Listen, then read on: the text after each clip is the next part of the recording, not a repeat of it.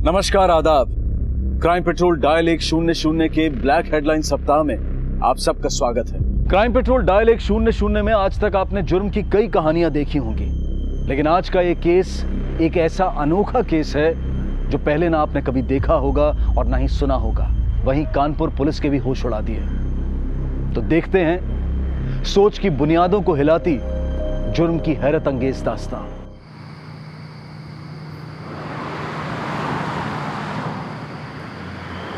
अभी हॉस्पिटल पहुंच जाएंगे। भैया इतना स्लो क्यों चला रहे हैं? तेज चलाइए ना। अभी प्लीज प्लीज प्लीज कंट्रोल। अभी पहुंच जाएंगे। मैं बाबूजी को फोन कर देती हूँ।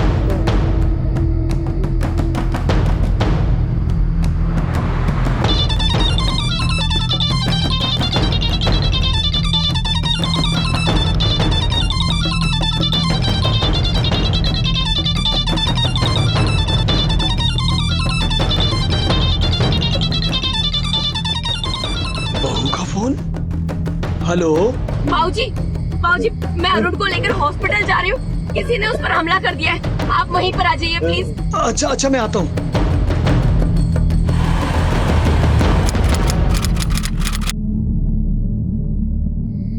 डॉक्टर साहब प्लीज मेरे हस्बैंड को बचा लीजिए। अरुण कुछ नहीं होगा, हम हॉस्पिटल आ गए हैं। घबराइए मत, सब ठीक हो जाएगा, आराम से। ये सब हुआ कैसे? डॉक्टर साहब 4 गुंडे घर में घुस आए थे, पेट्रोल छिड़का इनके ऊपर और आग लगा दी। देखिए, हमने प्राथमिक उपचार तो कर दिया, लेकिन बाकी के इलाज के लिए आपको सिटी हॉस्पिटल लेकर जाना होगा, क्योंकि यहाँ पे बर्न वार्ड्स तो है नहीं। जी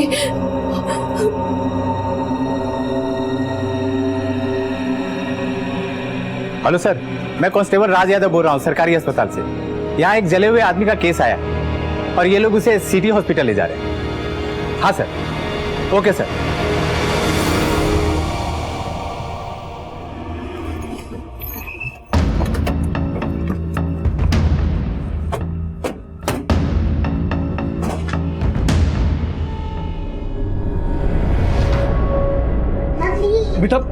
बेटा क्या हुआ? और कुछ बताइए बेटा, क्या हुआ है?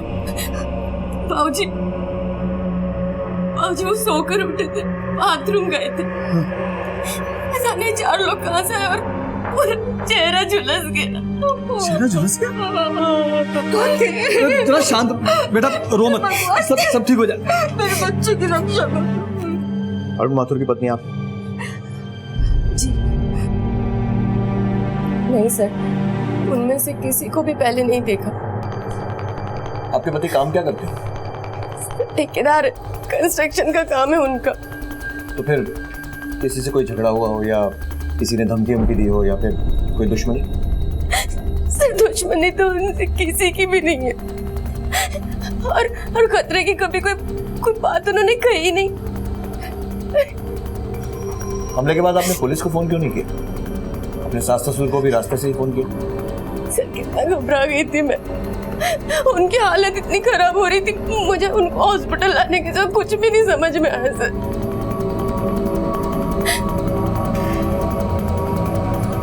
सर मेरी जानकारी में अरुण की किसी से कोई दुश्मनी है मुझे नहीं लगता।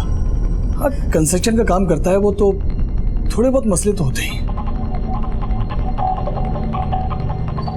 ये अरुण की बेटी है?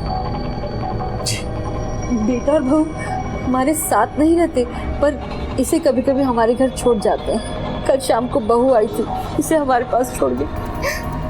आज इसका जन्मदिन है, बोला था शाम को आकर बताएंगे।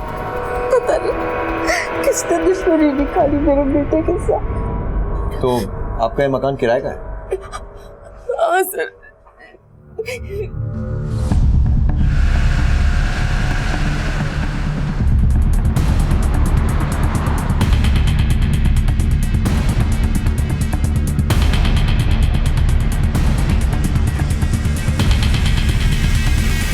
सर इस घर का मकान मालिक ऊपर ही रहता है।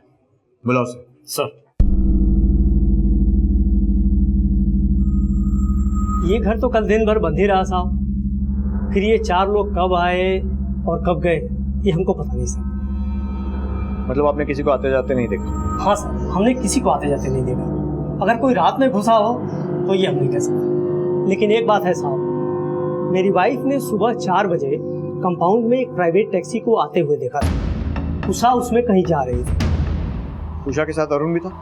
हाँ था।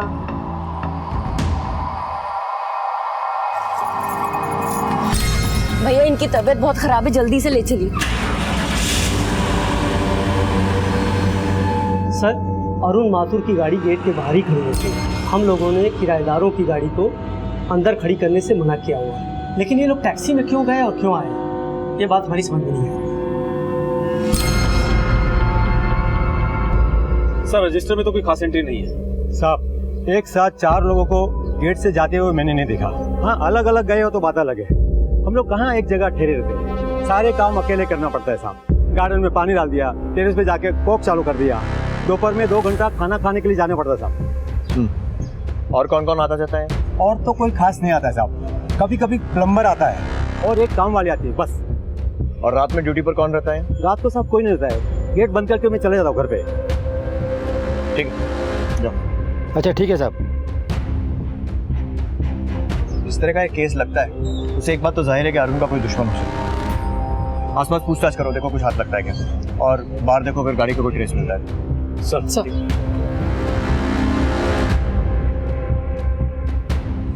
पुलिस ने कड़ी से कड़ी जोड़ने के लिए मोहल्ले से और आसपास से पूरी जानकारी जमा करनी शुरू की।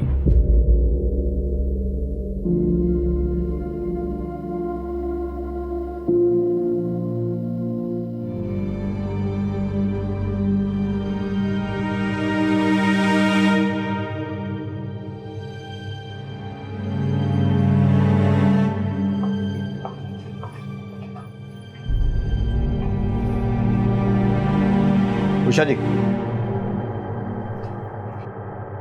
सर मकान मालिक ने मुझे और अरुण को ही देखा होगा, और कौन हो सकता है? लेकिन वो 4 लोग जिनके बारे में आपने बताया, कमाल की बात है उन्हें किसी ने आते जाते नहीं देखा। सर हमारे अपार्टमेंट की पीछे की दीवार पर से कूद के आने के पहले भी कई घटनाएं घट चुकी हैं। देखिए, क्योंकि वारदात आपके घर में हुई है, हमें घर का मुआयना करना पड़ेगा। घर की चाबी है आपके पास? हाँ है ना सर।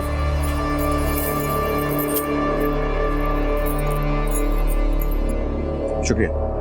और अपने पति के बारे में या फिर इस घटना के बारे में अगर कोई भी बात याद आती है, छोटी से छोटी भी, तुरंत हमें फोन कीजिएगा। जी सर।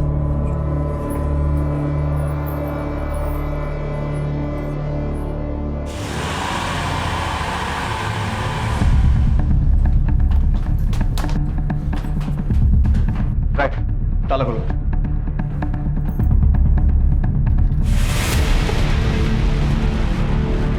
तो पेट्रोल की बदबू आ रही है। लगता है यहीं कहीं जलाया था। सावधानी से पूरे घर की तलाशी लो। चेतन, घर के आसपास देखो। सर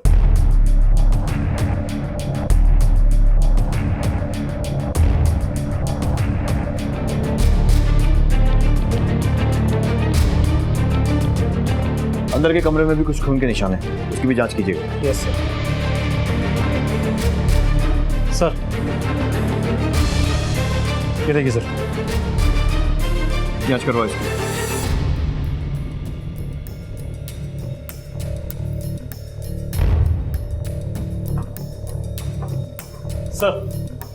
सर घर के अंदर जबरन घुसने का तो कोई सबूत नहीं मिला। लेकिन उषा के हिसाब से तो 4 लोग घर में घुसे थे। फुटप्रिंट्स कितने मिले? सर यकीन के साथ नहीं कह सकते। वारदात सुबह 4 बजे के आसपास हुई, इसका मतलब वो लोग पूरी प्लानिंग के साथ आए होंगे। सर ऐसा भी तो हो सकता है कि उषा ने खुद ने ही दरवाजा खोला हो और उसके बाद वो 4 लोग अंदर घुस गए हो। लेकिन एक आदमी का चेहरा जलाने के पीछे क्या कारण हो सकता है? अश्विन, कहीं ऐसा तो नहीं है कि उषा ने ही अपने पति के चेहरे पर पेट्रोल डाला? लेकिन सर ऐसा होता तो उसका चेहरा जला के हॉस्पिटल क्यों लेके गई? अब इस सवाल का जवाब तो सिर्फ अरुण दे सकता है। चलो हॉस्पिटल चलकर देखते हैं, शायद उसकी हालत कुछ ठीक हुई। सर बाहर से बोतल मिली, जरा सा पेट्रोल भी है इसमें, और बाहर उषा की गाड़ी भी नहीं है और ना ही कोई सीसीटीवी कैमरा है। चेक करवा, कोई फिंगरप्रिंट मिलता है? सर चलो।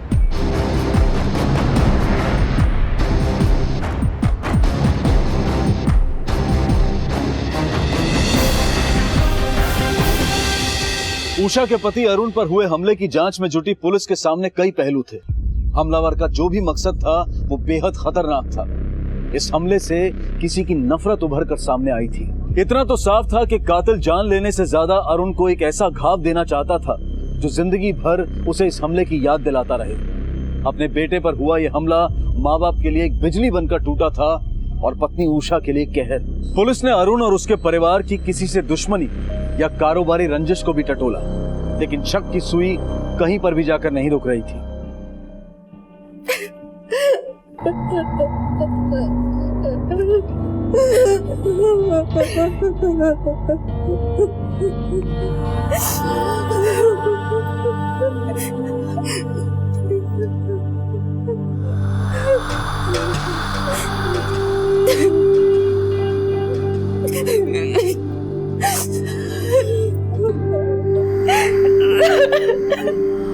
सर देखकर लगता तो नहीं है कि इन दोनों के बीच में कोई रंजिश होगी।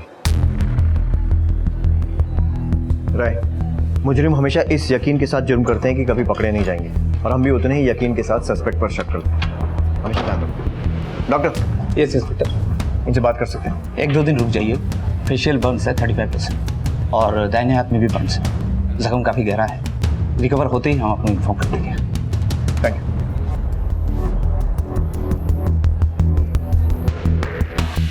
आपको क्या लगता है उषा जी, आपके पति के साथ किसने ऐसा किया होगा? पता नहीं सर उनके ज्यादा दोस्त नहीं है और वो अपने काम से ही काम रखते हैं बस। अच्छा, आपके पास कार है ना, और आप चलाती भी हैं? जी सर। तो फिर टैक्सी? सर और आपके अपार्टमेंट के बाहर आपकी कार भी नजर नहीं आई हमें। सर ऐसे क्यों पूछ रहे हैं आप मुझसे? तो और किससे पूछेंगे? सर एक्चुअली गाड़ी गैराज में है और अगर गाड़ी मैं चलाती तो अरुण को कौन संभालता।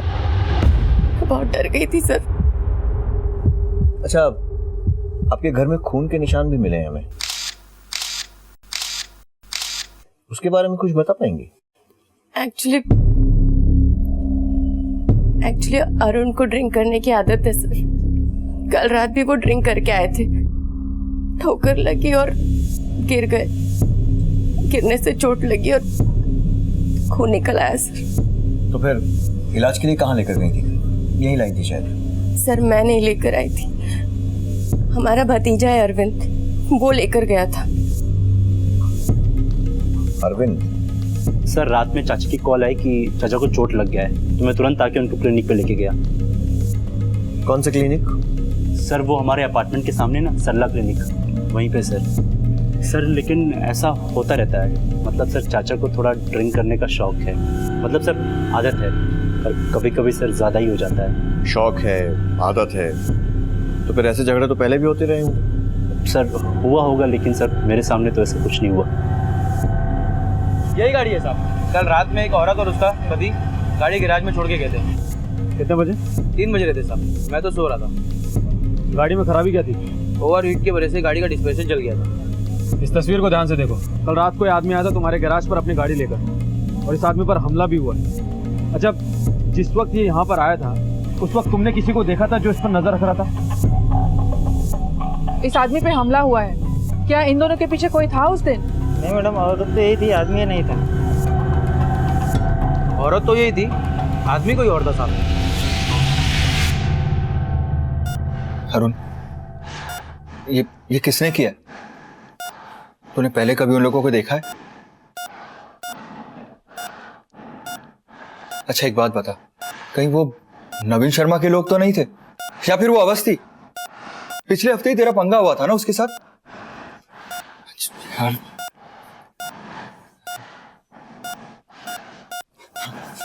देख, तू बोल नहीं सकता तो ये पैड है और ये पेन, मुझे लिख के बता। ये जिस किसी ने भी किया है ना, मैं उसे नहीं छोड़ूंगा अरुण। मनीष भाई साहब। अरे भाभी जी, देखिए ना, ये कुछ बोल ही नहीं रहा। मैं कब से इसे जानने की कोशिश कर रहा हूँ कि किसने किया ये सब।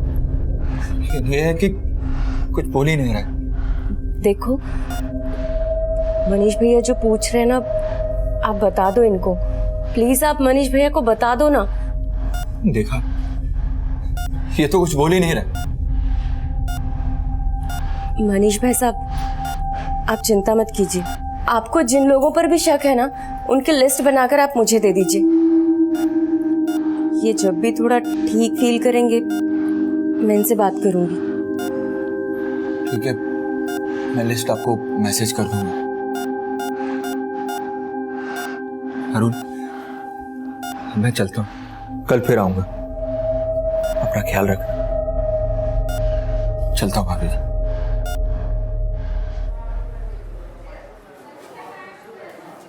अरे मनीष, खुश रहो बेटा।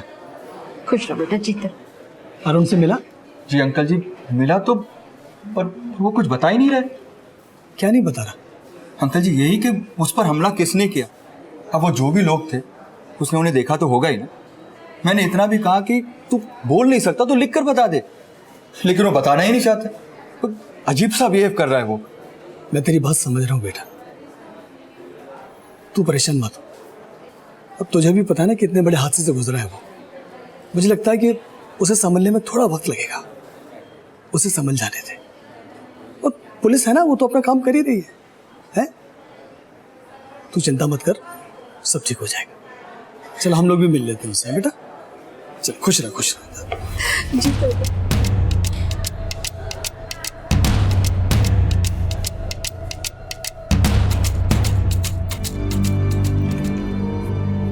मैडम, आपका सर ने बुलाया। बाबूजी मैं आती हूँ। हाँ बेटा।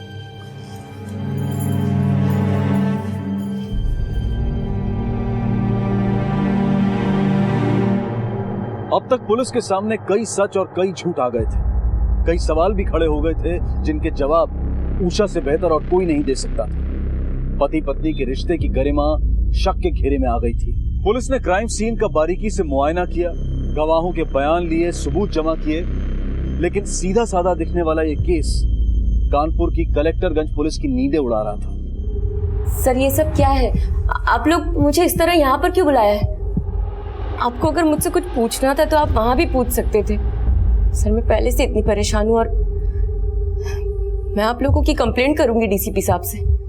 बिल्कुल कीजिएगा कंप्लेंट डीसीपी से। पहले ये बताइए कि ये आदमी कौन है? कौन है मतलब? अरुण है मेरे पति। लेकिन जब आपने गाड़ी गैराज में दी थी और उसके बाद टैक्सी किराए पर ली थी, तब आपके साथ ये आदमी नहीं था, कोई और था।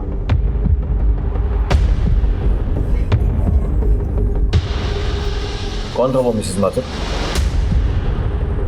देखिए, हमें इस बात की गवाही दोनों जगह से मिल चुकी है। सर आपको गलत इन्फॉर्मेशन मिली है। मेरे साथ मेरे पति अरुण ही थे। ठीक है, अगर जवाब देने के लिए आपको समय चाहिए तो हमें भी कोई जल्दी नहीं है। अच्छा, 4 से 3 दिन के रहने का इंतजाम करो, रिमांड पर लो। सर एक मिनट, मुझे आप लोगों को कुछ भी बताने से पहले अपने पति से बात करनी है। वो मैं देखिए, हम लोग आपकी मदद करना चाहते हैं, तो आप तसल्ली से बताइए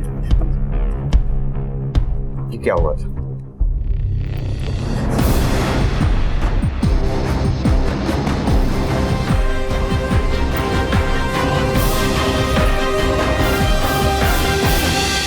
सर एक्चुअली बात 2 साल पहले की है।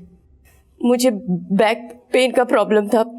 मैंने फिजियोथेरेपिस्ट से ट्रीटमेंट लेना स्टार्ट किया, लेकिन उस डॉक्टर ने इलाज के बहाने मेरी कुछ अश्लील तस्वीरें ले ली। मेरी कमर का दर्द तो मैंने ठीक कर दिया, मेरे दिल का दर्द कौन ठीक करेगा? जी का मतलब ये कि जैसे तुम यहाँ पे आती हो और जाती हो, आती जाती रहा करो, वरना ये तुम्हारी कुछ सुनहरी यादें मेरे पास हैं। सर वो फिर मुझे ब्लैकमेल करने लगा। मुझसे कहने लगा कि मैं उसके साथ फिजिकल रिलेशनशिप बनाऊं। मैंने इनकार किया तो उसने कहा कि अगर मैंने उसकी बात नहीं मानी तो वो मेरी सारी तस्वीरें इंटरनेट पर डाल देगा। मैं बहुत डर गई थी। मैंने ये बात अपने पति से शेयर की। वो जो डॉक्टर है फिजियोथेरेपिस्ट, उसके पास मैं अपने बैक के प्रॉब्लम को सॉल्व करने गई थी। उसने इलाज करते करते कब मेरी गंदी गंदी तस्वीरें खींची मुझे कुछ नहीं पता।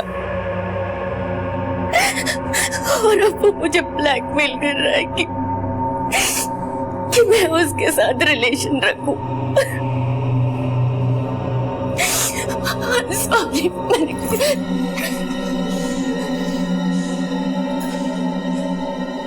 किसी कीमत पर यह बात बाहर नहीं जानी चाहिए। अपने पति को इतना परेशान देखकर मैंने उनसे कहा कि इस डॉक्टर से मैं खुद ही बात करूंगी। वो बार बार फोन करके मुझे परेशान करता था और एक दिन तो वो डॉक्टर सीधे मेरे घर आ गया सर।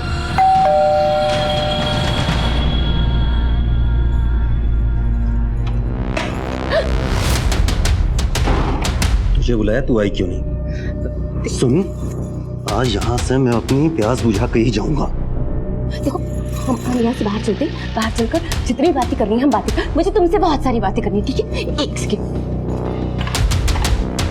चलो। उस दिन मेरे पति गाड़ी लेकर नहीं गए थे, तो हम लोग हमारी गाड़ी से चले गए और वो पूरे रास्ते मुझे अपनी बात मनवाता रहा सर, लेकिन मैं उसकी बात नहीं मानी और रास्ते में हमारी गाड़ी खराब होने लगी सर। इसी वजह से गाड़ी गैराज पर दी और पास के टैक्सी स्टैंड से टैक्सी रेंट की। फिर उसने एक सड़क किनारे पेट्रोल पंप से किसी बोतल में सर पेट्रोल भी लिया। बताया कि उसकी बाइक का पेट्रोल खत्म हो गया है और उसकी बाइक की चाबी मेरे घर पे छूट गई है, इसलिए वो अपने बाइक की चाबी लेने मेरे साथ मेरे घर आया से, और तभी मेरे पति के साथ उसका सामना हुआ।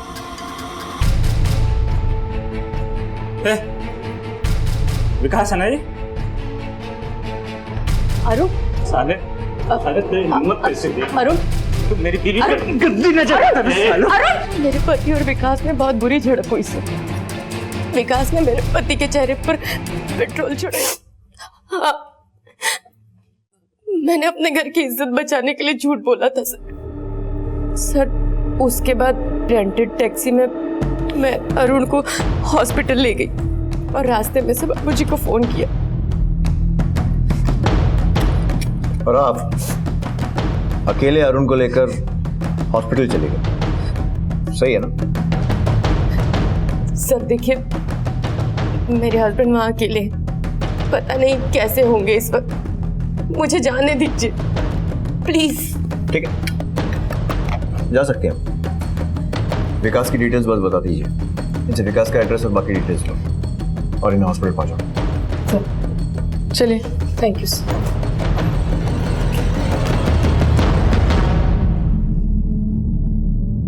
सर ये औरत बार बार अपना स्टेटमेंट बदल रही है। सर आपको लगता है ये अब भी सच बोल रही है?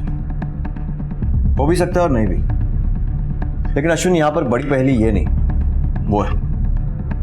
एक बात तो पक्की है कि इसमें एक और आदमी है, विकास शर्मा, जिसे टैक्सी वाले ने, गैराज वाले ने, सबने देखा। इसके बारे में पता करो। अगर ये आदमी मिल गया ना तो केस फौरन सॉल्व हो जाएगा। सर, अपनी इज्जत को बचाए रखने के लिए उषा ने अब तक पुलिस के सामने कई गलत गवाहियां दी थी, पर आखिरकार उसे पुलिस के सामने सच्चाई रखनी ही पड़ी। पर क्या यह सच्चाई आखिरी सच्चाई थी या फिर कुछ और भी था जो पुलिस जानती नहीं थी? पुलिस के सामने एक नए संदिग्ध विकास का नाम उभरा था, तो क्या इस बेरहम हमले के पीछे विकास का हाथ था? पुलिस ने अपनी तहकीकात के सिरे अब उस दिशा में मोड़ दी। हाँ सर, विकास शर्मा हमारे यहाँ फिजियोथेरेपिस्ट है, वो पिछले 4 दिनों से आया नहीं है। 4 दिन से देखा नहीं साहब विकास को। 2 दिन पहले विकास जी आए थे कुछ सामान लेने। अरे सुरेश भाई, ये सामान दे दो। रवि, ये सामान निकाला। 10 मीटर रस्सी, 1 क्रोबार, सलिया 15 mm और एक फावड़ा। ये लो। विकास जी, ये सब क्या करेंगे आप? अरे कुछ नहीं, वो घर का गटर जाम हो गया था। अच्छा, ये ले। अच्छा ठीक है, चलता हूँ। मतलब मारने का सामान जुटा रहा था। सर, बगल के मेडिकल शॉप से विकास ने ये दवाइयाँ खरीदी थी कल शाम को। नींद की दवा और इंजेक्शन, मतलब बेहोश करके मारने का प्लान। अश्विन, इसके घर का एड्रेस मिला क्या? हाँ सर, यहीं फूल बाग में रहता है। चलो।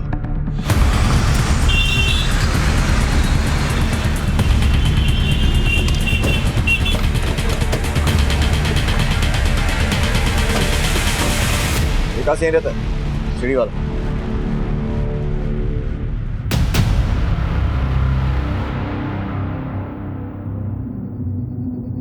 सुनो, ये विकास कहाँ गया? सर यहाँ पर तो 4 दिन से ताला लगा हुआ है। इसके साथ कोई और रहता है? नहीं साहब, वो तो अकेला रहता है। और इसके गांव के घर का कुछ पता ठिकाना? सर ठीक ठीक तो याद नहीं, पर इटावे का है, तुलसी गांव। उसके माँ बाप भी वहीं रहते हैं।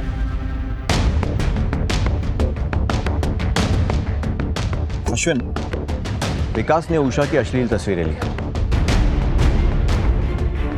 और उसके साथ शारीरिक संबंध बनाना चाहता था, जिसके लिए उषा राजी नहीं थी। तो इसके लिए उसे उषा पर हमला करना चाहिए था। उसके पति पर हमला क्यों किया?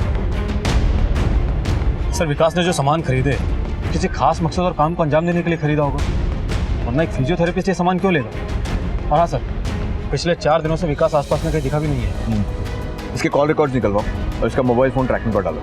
एक टीम मिटावा भेजो, शायद वहाँ छुप कर बैठे। किसी भी हालत में ये आदमी हमारे हाथ लगना चाहिए। Sir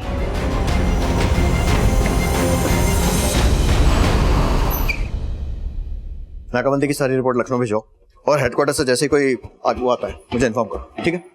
sir. हाँ श्वेत।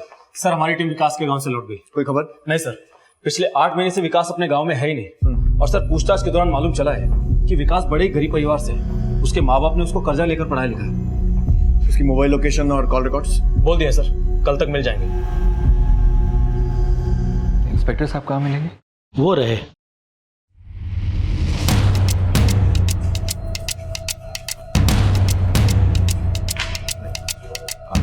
Excuse me sir. सर मैं मनीष, अरुण माथुर का बचपन का दोस्त। बोलिए। जी वो अरुण कुछ अजीब सा बिहेव कर रहा है। अजीब?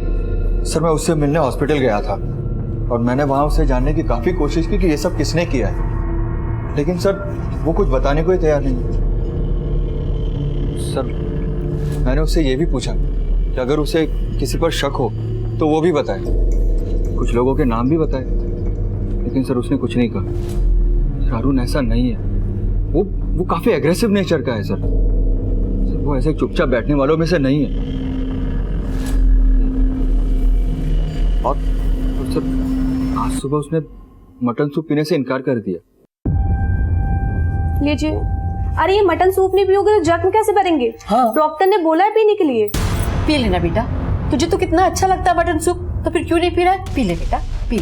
मुझे क्या, मैं जा रही हूँ लेके, पर हाँ डॉक्टर को बोलना पड़ेगा। मांस मछली सब खाते हो और सूप पीने में कैसा परहेज? हाँ तो मटन सूप नहीं पिया तो? सर अरुण दिन में 3 बार नॉनवेज खाने वाला आदमी है। आप चाहे तो पास वाले रेस्टोरेंट वाले से भी पता कर सकते हैं सर। तो उसे नॉनवेज खाने की आदत थी और मटन सूप तो बाल्टी भर के पी सकता है सर। लेकिन आज सुबह जब नर्स ने उसे मटन सूप पिलाने की कोशिश की तो उसने नहीं पिया सर। माना कि उस पर अटैक हुआ है, टेंशन में बेचारा, लेकिन मटन सूप से दुश्मनी, सर ये बात मेरे गले से उतर नहीं रही। वैसे गले से तो हमारे भी बहुत सारी बातें नहीं उतर रही, फिर भी आप कहना क्या चाहते हैं? सर मैं ये कहना चाहता हूँ कि अरुण बिल्कुल भी ऐसा नहीं है। हाँ वो बिजनेस में थोड़ा उतार चढ़ाव लगा रहता है, और एक बात सर, उसे शराब पीने की भी आदत है। और सर ये आदमी ये तो मेरा दोस्त सर मेरा मतलब है कि ये मतलब ये कि ये आदमी अरुण नहीं है, ये कहना चाह रहे हैं? बकवास कर रहा है साहब वो मनीष। मुझे तो लगता है कि मेरे बच्चे पे हमला भी उसी ने करवाया। लेकिन वो तो अरुण का बचपन का दोस्त है ना। पर काहे का दोस्त साहब, कैसा दोस्त? सब जलते हैं मेरे बच्चे के कारोबार से। अरे हम बाप बेटों में झगड़ा भी इन दोस्तों ने करवाया है। पर आप देखिए साहब, कानपुर में मेरा इतना बड़ा मकान है और मेरा बच्चा किराए पे रह रहा है। अरे हम अपने बेटे को नहीं पहचानेंगे जिसे हमने बचपन से पाला पोसा? उसकी खुशबू सूंघकर पहचान लेंगे साहब हम उसे। क्या बात कर रहा है मनीष। चलो सर हमें भी यही लगता है कि ये मनीष बकवास कर रहा है। और ये अरुण का जो मोबाइल है वो कौन सी कंपनी का? Sir doctor.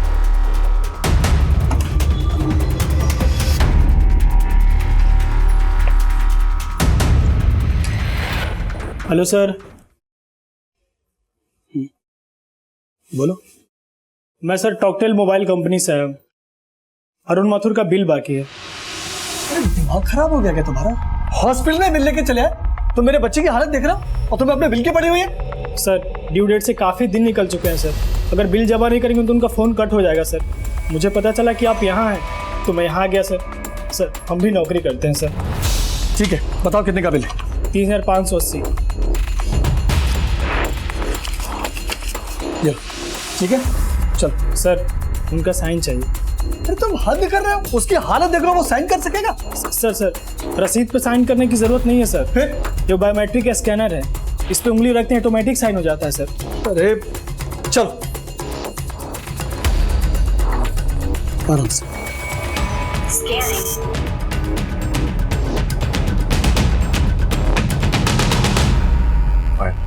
सर हाँ फिंगरप्रिंट मैच नहीं हुआ सर। बायोमेट्रिक के हिसाब से ये अरुण नहीं है सर।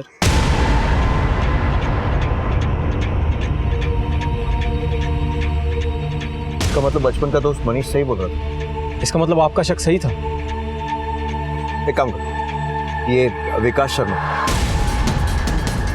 इसका भी मोबाइल कनेक्शन तेरी कंपनी का है ना? एक मिनट सर। Yes sir. ठीक है, फिर से अंदर जा। नहीं सर, वो बुढ़ा मारने को दौड़ता है सर। इस बार तो मार ही देगा सर। कुछ नहीं होगा, मैं बोल रहा हूँ ना बेटा, अंदर जा और उसको बोलना गलती हो गई। जा एक बार। एक मिनट आराम से। तुम्हारा कोई भी काम ढंग से नहीं होता। एक्चुअली सर पेमेंट क्रेडिट नहीं हुई थी सर। अब हो गया? हाँ सर हो गया। हटाओ। Sorry sir. हद हो गई सर। हाँ मैच कर गया सर। विकास शर्मा के नाम से मैच कर गया।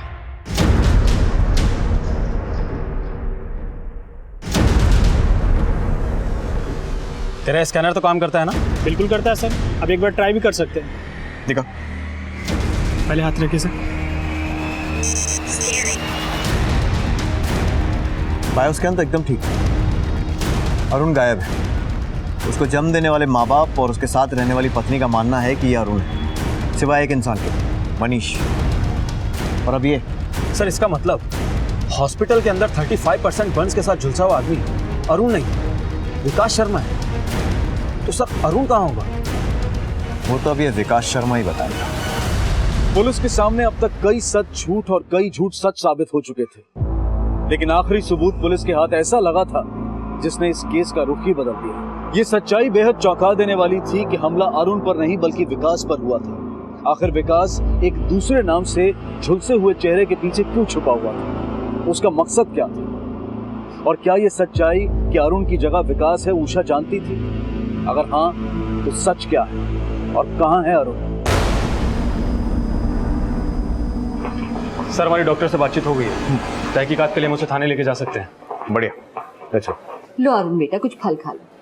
अरे फल नहीं खाओगे तो जल्दी अच्छी कैसे होगी? अरे ये दवाई कहाँ रख गई उषा भी? अच्छा तो हो गया माता जी, चलो हो गया तुम्हारा डिस्चार्ज।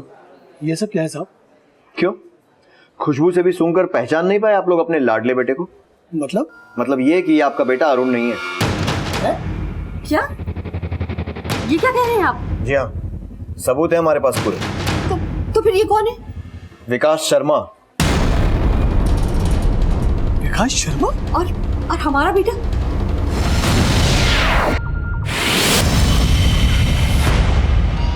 गाड़ी में डालो। सर हमारे एक बात समझ में नहीं आई। एक आदमी विकास शर्मा एक औरत के चक्कर में फंसता है, बाद में वो औरत पीछे हट जाती है और फिर वो गुस्से में आकर उसके पति को जलाने का प्लान बनाता है, उसकी जगह ले लेता है। पर ना हमें उसके पति की लाश मिली है और जला भी तो कौन? मारने वाला।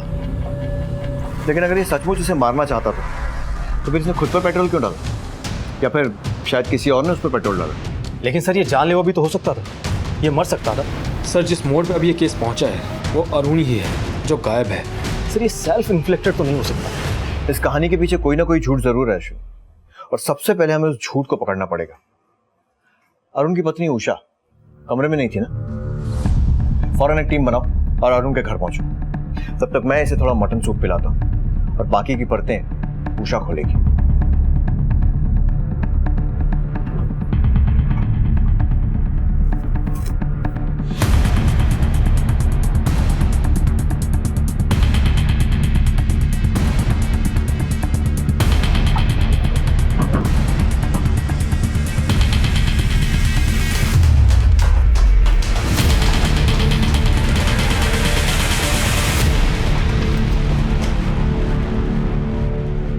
पूरे घर की अच्छे से तलाशी लो। सर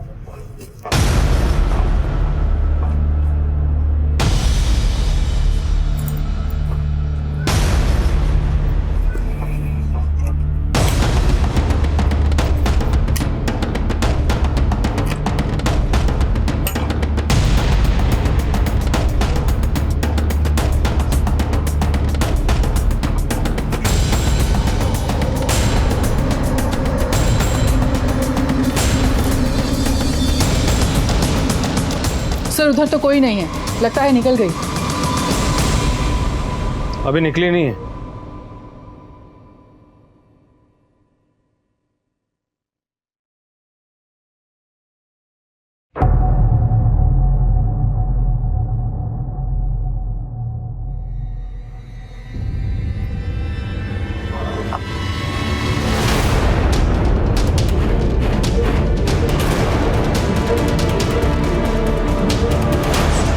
थाने चले उषा जी?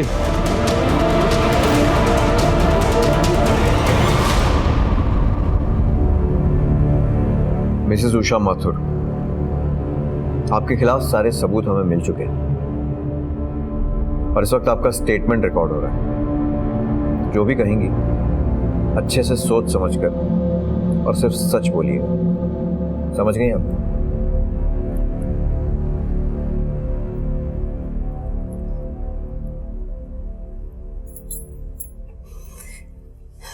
सर मैं अपने पीठ दर्द का इलाज करवा रही थी उन दिनों।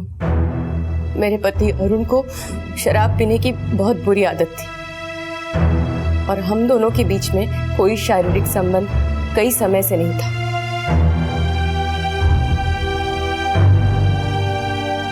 और ऐसे में जब मुझे विकास ने छुआ तो आपके हाथ तो बड़े सॉफ्ट हैं। हाँ, वैसे आपको आराम मिल रहा है? जी सर, और थोड़ा नीचे। जी। विकास का छूना मुझे अच्छा लगने लगा। उसके साथ से ज्यादा उसकी नजदीकियां, और फिर मैं हर दूसरे दिन उससे मिलने लगी। सर मैंने उसे घर बुलाना शुरू कर दिया।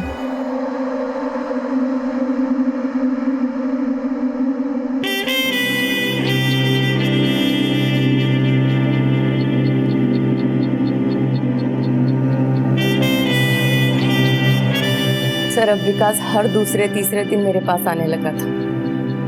चोरी के इस रिश्ते को मैंने पक्का रंग देने का सोच लिया था सर, और लुका छुपी के इस खेल को और अरुण को रास्ते से हटाने का मैंने पक्का रास्ता भी ढूंढ लिया था। मैं और विकास मर्डर के नए नए रास्ते इंटरनेट पे ढूंढने लगे थे।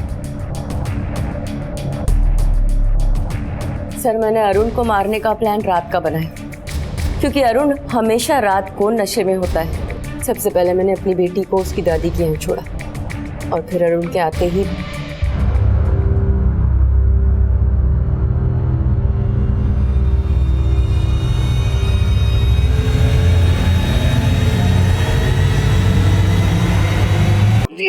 अरुण अरुण अरुण क्या हुआ? तुम क्यों चीख रहे हो?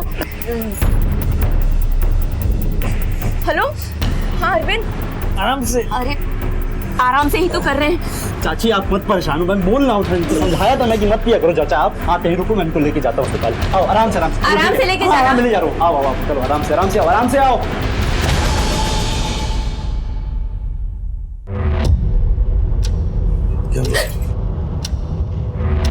फट्टू हो गए तुम, भागे का है? तुमने उसको मार दिया? धीरे बोलो। अरुण को भी अरविंद हॉस्पिटल लेकर गया है। जाओ, जाकर बाहर हमारे फोन का वेट करो। ठीक है, आराम से। हाँ जाओ। बहुत दिलेरी दिखाई तुम लोगों ने। फिर उस पर हमने दोबारा वार किया।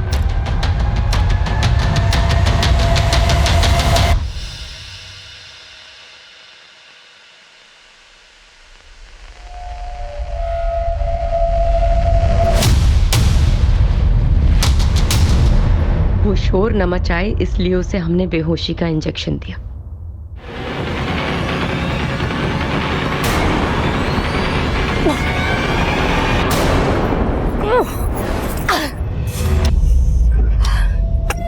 जल्दी जल्दी हाथ चलाओ ना। यहाँ नहीं खुलने वाला, यहाँ तो पत्थर है। छोड़ो इसको, जाओ पेट्रोल लेके आओ, माचिस भी लेके आना।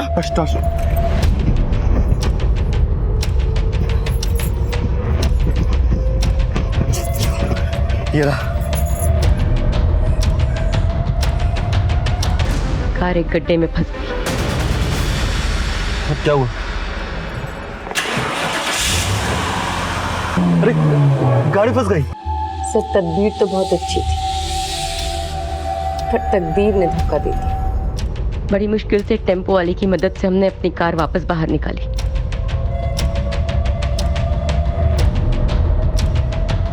पर रास्ते में फिर खराब हो गई, इसलिए धक्का देते हुए गैराज तक ले गए।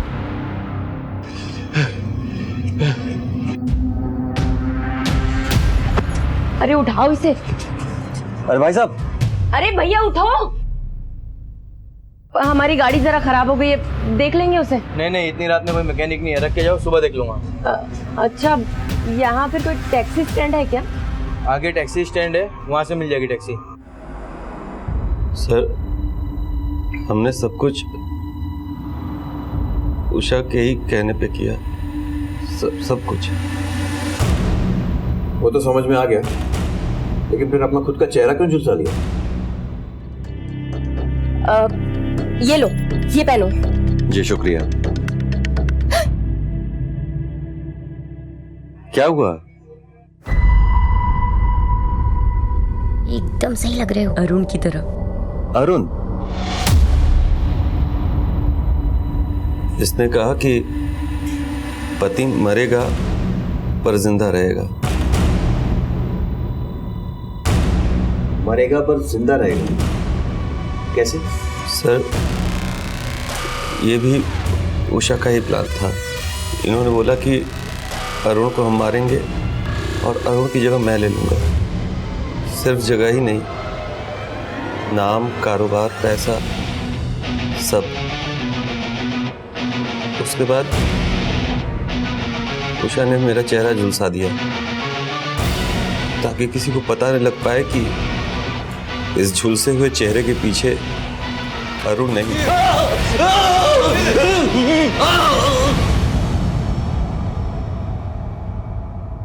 चलो, इसने तो मटन सूप पी लिया। सर, हम तो शाकाहारी हैं। तुम्हारा शाकाहारी होना ही तो तुम्हारे लिए हानिकारक और कानून के लिए फायदेमंद साबित हुआ, क्योंकि ये तो मांस खाती है, वो भी इंसान का। अरुण की लाश कहाँ है?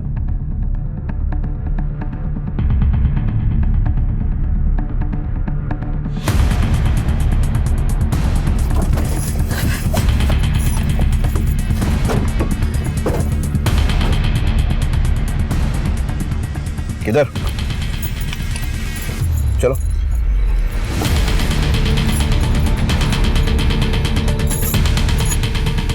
किधर है? नहीं याद आ रहा? सर शायद ये जगह नहीं है, वो इतनी झाड़ियां नहीं थी वहाँ, सब एक जैसा लग रहा है। लेकिन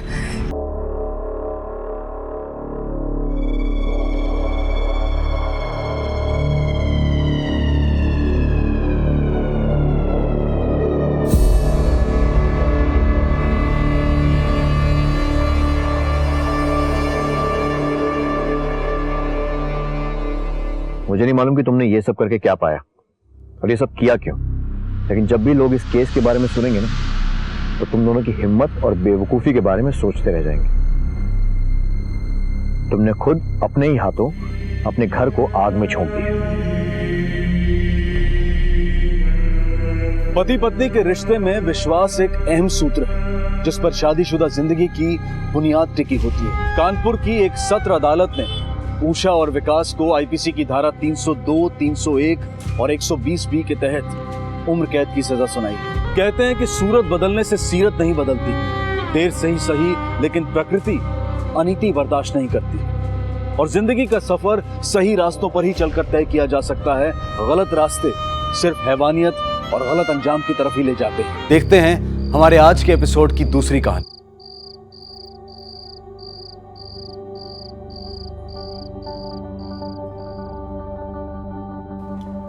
नंबर अच्छे लाया बेटा, लगता है मम्मी की बात मानने लग गया है। बात तो बिल्कुल नहीं मानता जी, पर हाँ नंबर अच्छे ले आया। आपको अपना प्रॉमिस याद तो है ना पापा? न्यू रेसिंग साइकिल चाहिए मुझे। हाँ हाँ दिलवा देंगे, पहले खाना फिनिश कर दो। हेलो, पूरी टीम को लेकर मेरे ऑफिस पहुंचो, मैं आ रहा हूं।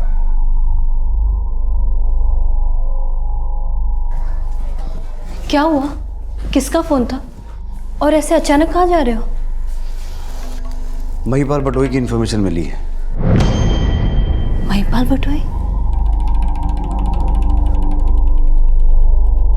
धनक धक दंड लगावे हरियाणा का भाई, महिपाल बटोई नाम से इसका। पीछे हट जा भाई, पीछे हट जा भाई।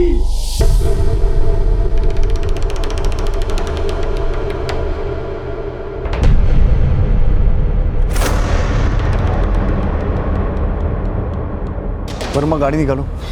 आप किसी और को क्यों नहीं भेजते हो जी? डोंट वरी संगीता, कुछ नहीं होगा।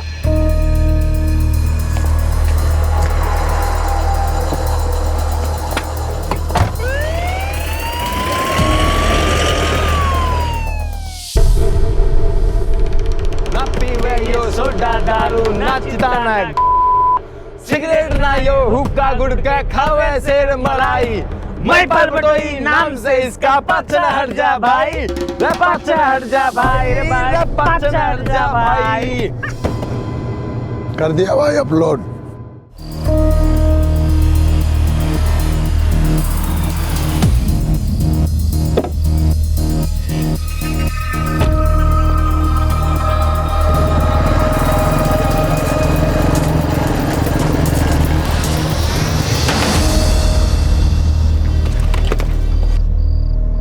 सर मोहन नहीं आ पाएगा, बोल रहा था कि उसको हाई फीवर है।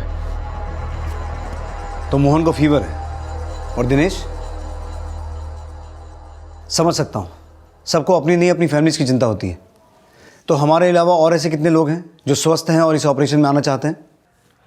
सर हमारे अलावा 3 कांस्टेबल और हैं, राजेश, जाखड़ और राम सिंह। और आभा तो ऑलरेडी सिक लीव पर है। सर, आभा सांगवान रिपोर्टिंग सर। आभा तो में मलेरिया हुआ था ना? अब एकदम फिट हूँ सर। महिपाल बटोई को पकड़ने का ऑपरेशन है, मैं ये मौका गंवाना नहीं चाहती। Let's go.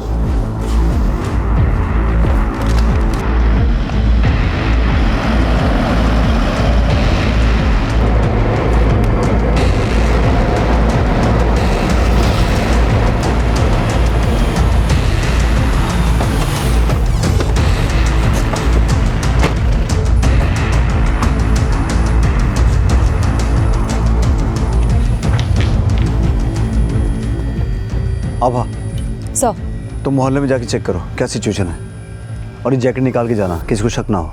Yes sir. Rajesh तुम साथ जाओ, बी केयरफुल। चलो। कहते हैं कि पूत के पांव पालने में ही नजर आ जाते हैं, लेकिन सर पर कफन बांधकर चलने वाले ही सिर्फ सपूत नहीं होते हैं। सपूत बनने के लिए अपने अंदर के कपूत से भी लड़ना पड़ता है। भाई भाई तेरे वीडियो ने तो भसड़ मचा दी। मैं इसकी आंख, ये देखो घंटे भर में 20,000 लाइक। भाई 150 दंड बिना रुके पेल दिए, बसड़ तो मचनी थी। और भाई दूसरी जात वाला के तो लंगोट सिकुड़ गए होंगे।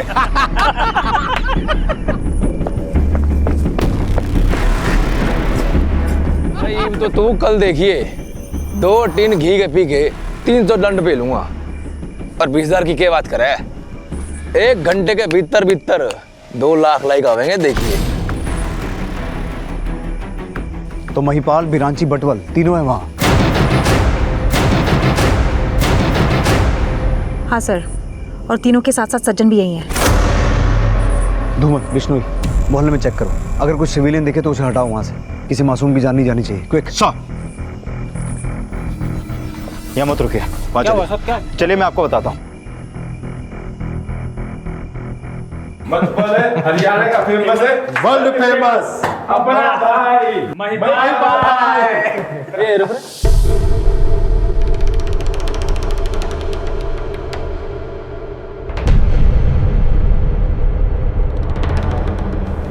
ये पड़ोस में रहने वाला ताऊ रोज रात में रेडियो सुने हैं, आज ना सुन रहा। बड़ी खामोशी है, पता करिए।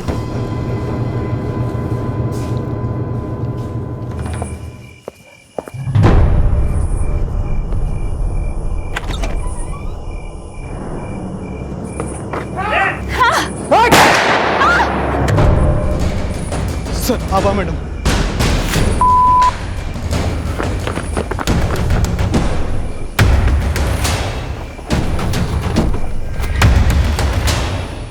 सर इनके पास एडवांस्ड वेपन्स हो सकते हैं। आपको लगता है हम इनके लिए काफ़ी होंगे? धूमल, मैं फोर्स बुलाता हूँ, लेकिन पहले हमें इन्हें चारों तरफ से घेरना होगा। जब तक मैं ना कहूँ कोई फायरिंग नहीं करेगा। अगर उनकी तरफ से फायरिंग हुई तो हमें चारों तरफ से ऐसी मल्टीपल फायरिंग करनी है कि उन्हें लगे बाहर हमारी पूरी फोर्स है। Right sir. जाकर लेफ्ट साइड।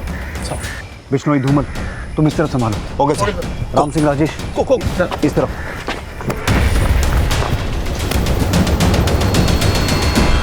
और कितने लोग हैं बाहर तेरे साथ? पूरी फोर्स आई है, ये बुद्धू ना बचने को। बड़ी मारी फिक्र तो ना ही कर, अपनी फिक्र कर, समझी?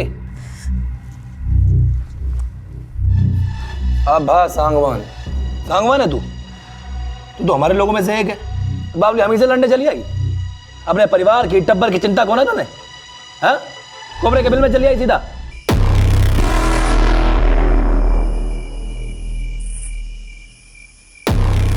जाकर इस पेड़ की तरफ आओ। महिपाल, तुझे चारों तरफ से घेर लिया गया है। दफन ना होना तो सरेंडर कर दे खुद को। सरेंडर ना होऊंगा मैं, एनकाउंटर करूंगा तेरा। कहते हैं कि जब गीदड़ की मौत आती है तो वो शेर को ललकारता है, लेकिन जो अपने आप को नायक और पुलिस को खलनायक कहकर ललकार रहा था, क्या वो असल में शेर ही था? लेकिन ऐसा उसके क्षेत्र के लाखों लोगों का मानना था। लंबा चौड़ा, कद काठी, जुबान में रुआब, चेहरे पर बेखौफ रौनक, मदमस्त चाल। जिंदगी के अखाड़े में वो कई धुरंधरों को पटखनी दे चुका था। उसकी बहादुरी के किस्से गली, नुक्कड़, चौराहे और सोशल मीडिया पर काफी मशहूर थे। लेकिन उसके मशहूर होने की एक लंबी कहानी थी, और वो कहानी अब एक ऐसे मोड़ पर थी जहां वो हाथ में AK-47 लिए पूरे दल बल के साथ पुलिस को धराशायी करने की चेतावनी दे रहा था।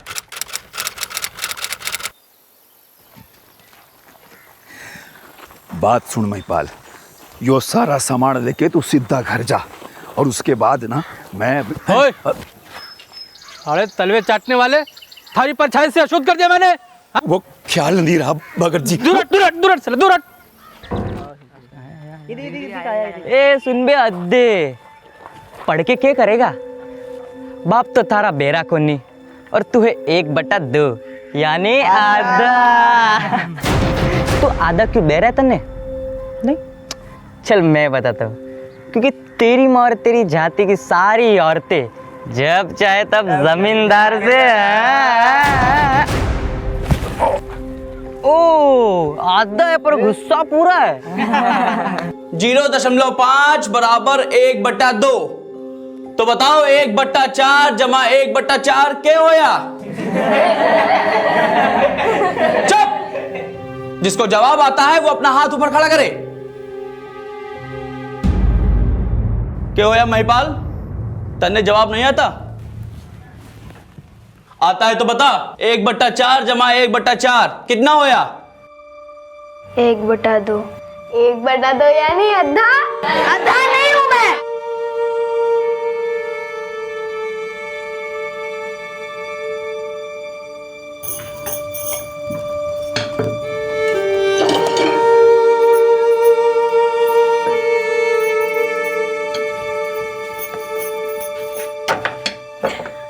महिपाल, आ गया तू? जा हाथ मुंह धो ले और रोटी खाने आ जा। जा जल्दी। महिपाल, जो क्या किया तन्ने स्कूल में आज? मास्टर जी थारी शिकायत कर रहे थे। क्या किया तन्ने? बोल। अरे चुप क्यों से बोलना, क्या किया तन्ने? बापू मैंने कुछ भी ना किया। जब से आप बोले हो तब से किसी को पत्थर भी ना मारा है मैंने। हाँ, लेकिन गाली जरूर सुनता हूँ। अद्धा अद्धा के सब चिढ़ाते हैं मन्ने।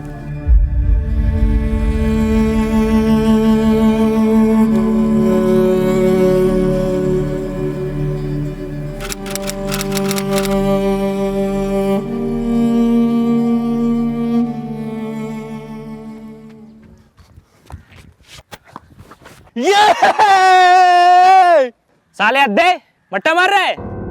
एक्शन गलत है इसका। नो बॉल है। नो बॉल है, नो बॉल है। अरे नो बॉल कैसे है? एक्शन सही है मेरा। अबे अद्दे, बॉल फेंकते समय तूने कौन ही नहीं मोड़ी? अरे सीधी फेंक रहा हूं मैं, सबने देखा है, सबने देखा है। अरे अभी तो केवल मोच आई से, उन लोगों के साथ उलझेगा थारी हड्डी तोड़ के पानी भी ना पूछेंगे बेटा। अरे क्या जरूरत है उन लोगों के साथ खेलने की? मैं खुद ना जाता बापू, खुद बुलावे खेलने के लिए, यहाँ वहां दौड़ावे बॉल लाने के लिए, और फिर अपना खेल दिखाओ तो अद्धा अद्धा बोल के चिढ़ावे। अगर मैं अद्धा हूं बापू तो पूरा कैसे बनूंगा ये बता दो।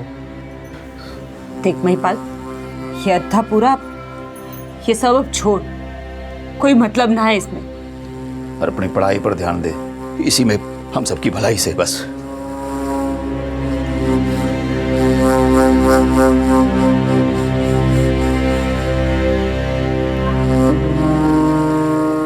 रे महिपाल, पहले दिन ही कॉलेज लेट जाएगा के? चल। अरे ना ना, चल चल चल। वो नहीं आया? बापू ने बोल के भेजा है कि आपके कोई भसड़ ना करनी है, अच्छे से बीए करनी है बस। आइए आइए। तो अद्धा 12वीं पास करी ली? कर लिया तभी तो कॉलेज आया। चल पैंट खोल, तेरी तो ऐसी रैगिंग करेंगे कि याद रखेगा। अबे घूर के रहा है, पैंट खोल। अबे हम भी तो देखें भीतर से अद्धा पूरा है के। भाई सवेरे सवेरे क्यों जायका खराब करने लग रहे हो? ये लो संतरे की गोली खाओ, जायके में अच्छी होए। अरे भाई से कैसी बात कर रहे हैं तू? ये भसाड़ मचा रखी है। मैंने बोला था इस साल कोई रैगिंग ना होगी। भाज लो अड़े थे, नहीं तो जी मैं बैराची खट्टर। पहलवान जी मैं मोहित बटवल। तू अरे हाथ तो मिला ले, मेरे दिमाग में इनके जैसा छुआछूत ना है। नाम ना बतावेगा? महिपाल। बस महिपाल? सिर्फ महिपाल। अरे तूने तो गले लगाने वाली बात बोल दी। आज से तू मुझे अपना दोस्त समझ। प्रदीप सिंह राजपूत इंटरस्टेट कुश्ती पहलवान और अपने कॉलेज स्टूडेंट यूनियन का लीडर था, और प्रदीप की दोस्ती ने महिपाल की बेखौफी को जातीय भेदभाव से लड़ने की आवाज दी। लेकिन सवाल यह है कि क्या महिपाल सिर्फ महिपाल रह पाएगा, और क्या हमारा समाज ऐसा है जो लोगों को हमेशा के लिए जाति और धर्म के आधार पर तोलना बंद कर देगा? जो सदियों में नहीं हो पाया वो फिर से संघर्ष बनने वाला था, जिसका परिणाम यह था कि उस दौर का नवयुवा आज हाथ में AK-47 लिए पुलिस को ललकार रहा था। एनकाउंटर करेगा ये महिपाल तुम सबका? नायक खलनायक कौन था, इससे बड़ा सवाल यह था कि क्या महिपाल अब सिर्फ महिपाल था या महिपाल बटोई? हथियार उठा लेना क्या सिर्फ महिपाल की नाकामी थी या फिर हमारे सिस्टम और समाज की भी? ये मसला इतना उलझा हुआ, इतना कॉम्प्लिकेटेड है कि जो भेदभाव से ऊपर उठने की बात करते हैं अक्सर उनकी नीयत पर भी शक किया जाता है।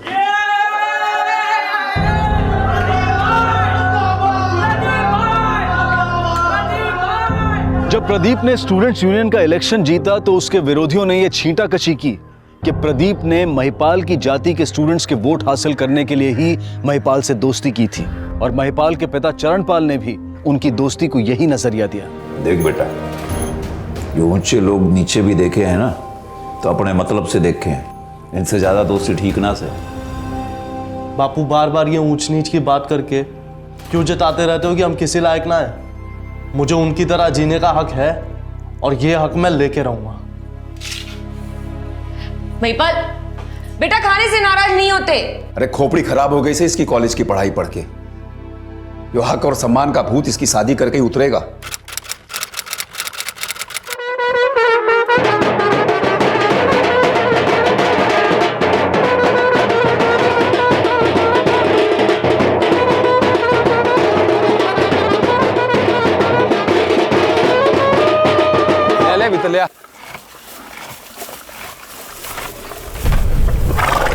अरे ये बाजा काहे बंद कर दिया? मौसी राम राम से घोड़ा ले आ मौसी। घोड़ी क्यों? मौसी क्यों घबरा रही है? अरे आज हमारे यार की शादी है, तो बस भीतर जा और दुल्हे राजा ने ले आ। घबराओ नहीं तो क्या करूं? ये लो विशंबर भाई, जल्दी पहन लो, ना जाने वो दूसरी जात वाले कब हमला कर दे।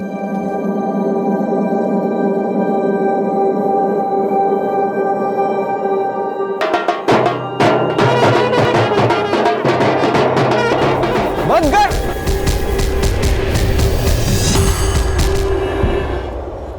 सुनो, आप ही जाके समझाओ ना।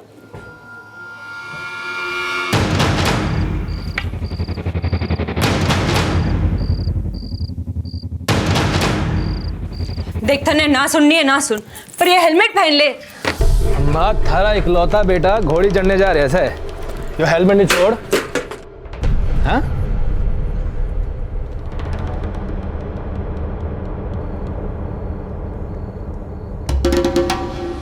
यो मारी बारात से महिपाल की बारात, और जब बारात की दावत खानी है तो हेलमेट उतार के चलना पड़ेगा सबको।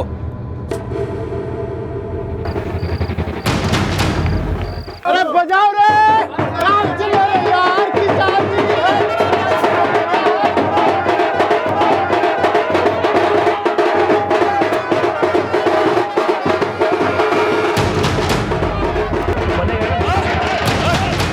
बंद करो बैंड बाजा।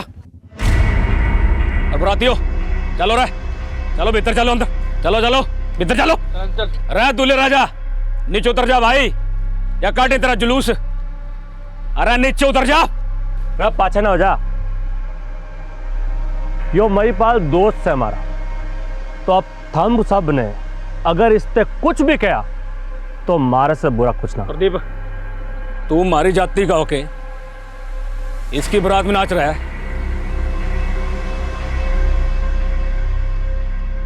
अरे शर्म को नहीं आती तेरे? इस ते कह नीचे उतर जा, नहीं तो दो ना तो के भाई, हाँ ना तो के। चल रहे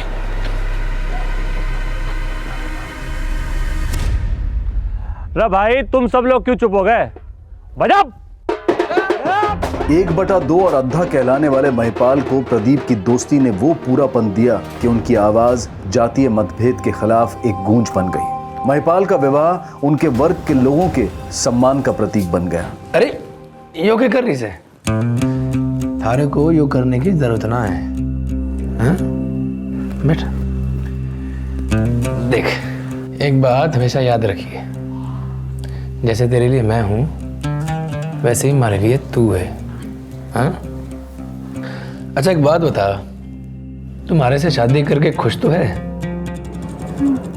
बाबड़ी, हर बात शर्मा के बताएगी, कुछ अपने मुंह से भी बता दे। जी आप बहुत अच्छे हैं और निडर भी। हमारे मोहल्ले में इकलौते दूल्हे हैं आप, जो घोड़ी पे बैठ के बारात लाए।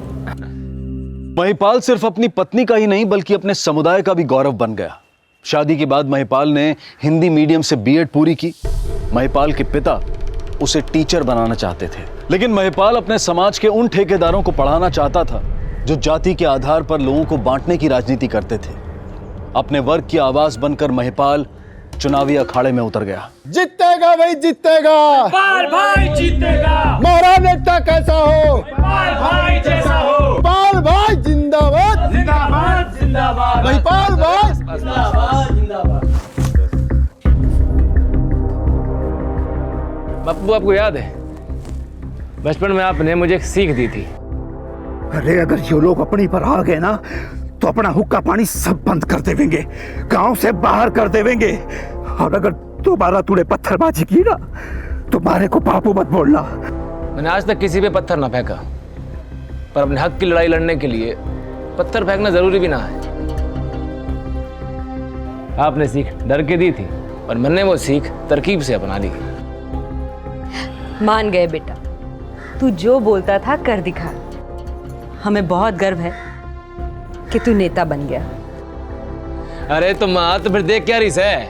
ले आरती की थाली और उतार दे आरती अपने छोरे की। पाल भाई जीतेगा, महिपाल भाई जिंदाबाद। जिंदाबाद जिंदाबाद जिंदाबाद। प्रदीप पहलवान जिंदाबाद। पहलवान नेताजी वो जीतेगा भाई जीतेगा।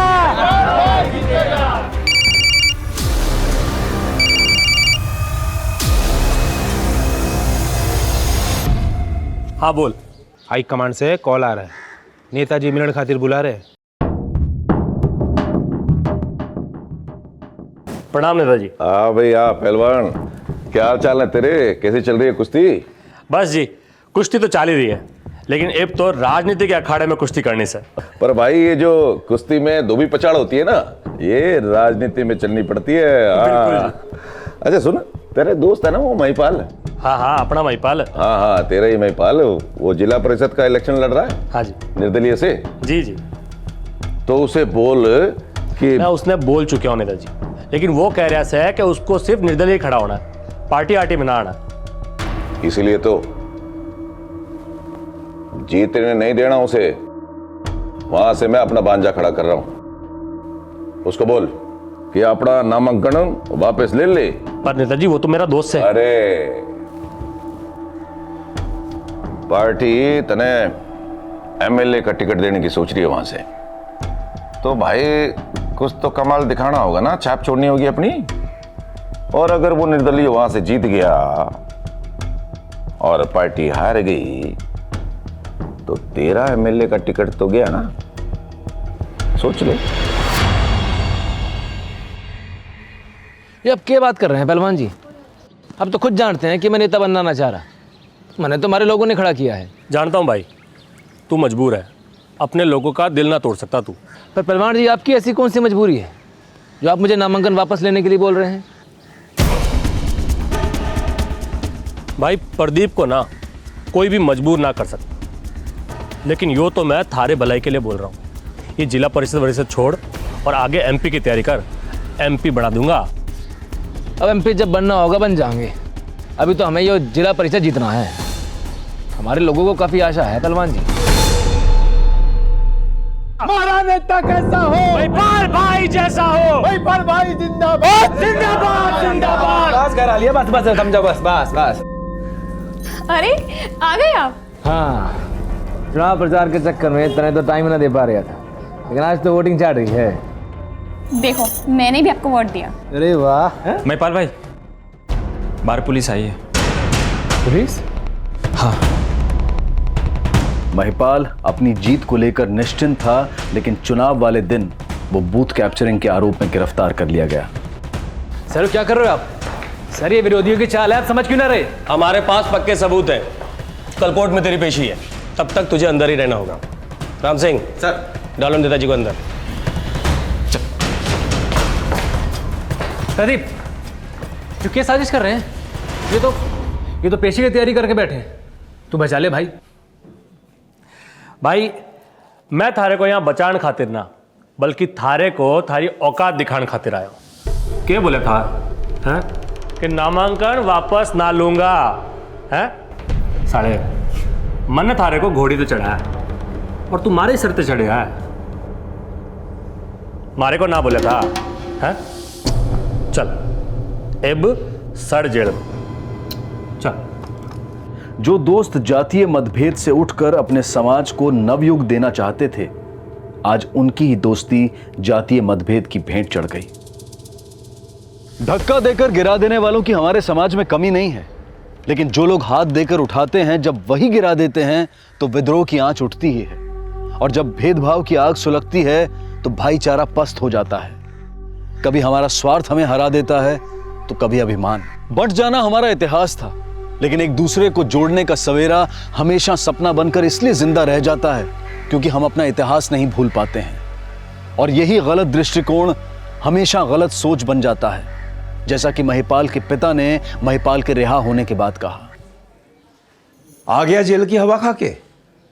मना किया था कि दूसरी जात वालों के चक्कर में ना पड़। ये लोग हम लोगों को ऊंचा उठता हुआ नहीं देख सकते। बापू मैं अब भी ना गिरने वाला। अरे मुजरिम बना के रख दिया है थारे उस दोस्त पहलवान ने तरने।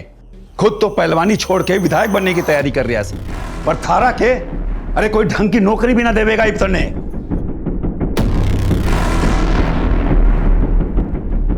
अरे भाई यू प्रदीप पहलवान तो पूरा नेता हो गया। अरे सबको परेशान कर दिया इसने, किसी का सर फोड़ दिया, किसी का हाथ तोड़ दिया। अरे अपने लोगों का तो इसने जीना आराम कर दिया भाई। ये पहलवान का अगर दोस्त न कहा होता ना, तीन तक तो गला काट दिया होता उसका मैंने। अरे भाई का तो जिंदा रह के अपने सारे गले काट दे। पटवल भवानी माँ पर प्रसाद चढ़ा के दुआ मांग ले कि वो पहलवान खुद ही मर जा, क्योंकि उस पहलवान पर हमारा हाथ ना उठेगा।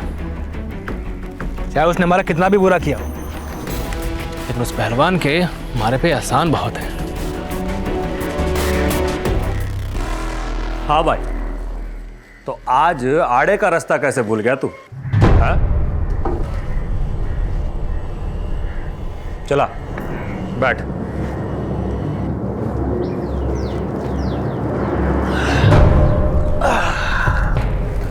बता क्यों मिलना चाहता? आपने हमेशा मेरा साथ दिया, फिर आखिर में धोखा क्यों दे दिया मैंने? भाई ये सब होता ही ना जो तुम्हारी बात मान लेता। अपने मन की असल बात तो आपने कभी बताई ही नहीं। मुझे एमपी बनने का सपना दिखाते रहे और एक बार भी ना बताया कि आपकी असली मजबूरी हो एमएलए का टिकट है। एक बार बताया तो होता पहलवान जी। भवानी माँ की सौगंध आपके लिए तो अपने गांव वालों के दिल दुखा देता मैं। ना लड़ता ही हो जिला परिषद के चुनाव में। अच्छा पहलवान जी, जेल जाने के बाद भी मैं अपने लोगों के दिलों में बसा हुआ हूँ। आपने हमारे साथ इतना बुरा किया, लेकिन यो टाइम है अच्छा करने का। आपको ये चुनाव जीतना है। अगर आप चाहो तो मैं अब भी अपने लोगों के वोट आपको दिलवा सकता हूँ, क्योंकि मुझे अभी भी आपके घाव ना, आपके किए एहसान याद है। हमारा नेता कैसा हो? प्रदीप पहलवान जैसा हो। जिंदाबाद जिंदाबाद। हमारा नेता कैसा हो? प्रदीप पहलवान जैसा हो। जीतेगा भाई जीतेगा। प्रदीप पहलवान जिंदाबाद। हमारा नेता कैसा हो? प्रदीप पहलवान जैसा हो। प्रदीप पहलवान जैसा हो। प्रदीप पहलवान जिंदाबाद।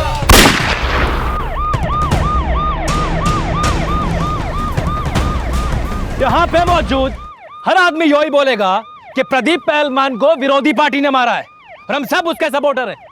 जिस महिपाल ने कभी यह सीखने की कोशिश की थी कि अपना हक पाने के लिए पत्थर उठाने की जरूरत नहीं है, वही महिपाल आज हत्या में अपने हाथ रंग बैठा था। और ये महिपाल के पतन की शुरुआत थी। और प्रदीप की हत्या के बाद अब वो नरेश बलियान के टारगेट पर आ गया। खत्म कर उस महिपाल ने, नहीं तो उसके हाथ हमारी गर्दन तक पहुंच जाएंगे। प्रदीप की हत्या ने दो वर्गों में हिंसा का माहौल पैदा कर दिया और अपनी तूती को बुलवाने का वर्चस्व महिपाल को अपराध के उस रास्ते पर ले गया जहां वो हक के लिए हत्या को भी जायज समझने लगा। भाई यो है हमारा आज से नया घर, एकदम अंग्रेजी स्टाइल। एक तरफ महिपाल अपने विरोधियों का आतंक बनता जा रहा था और वहीं दूसरी तरफ वो अपने वर्ग का मसीहा कहा जाने लगा। और पुलिस के लिए महिपाल ऐसा अपराधी था जिसके खिलाफ ना सबूत मुहैया हो पाते थे और ना ही कोई ऐसा था जिसमें महिपाल के खिलाफ गवाही देने की हिम्मत होती थी। वो इतना लोकप्रिय हो गया था कि अखबार और मीडिया उसे रॉबिन हुड की उपाधि देने लगे।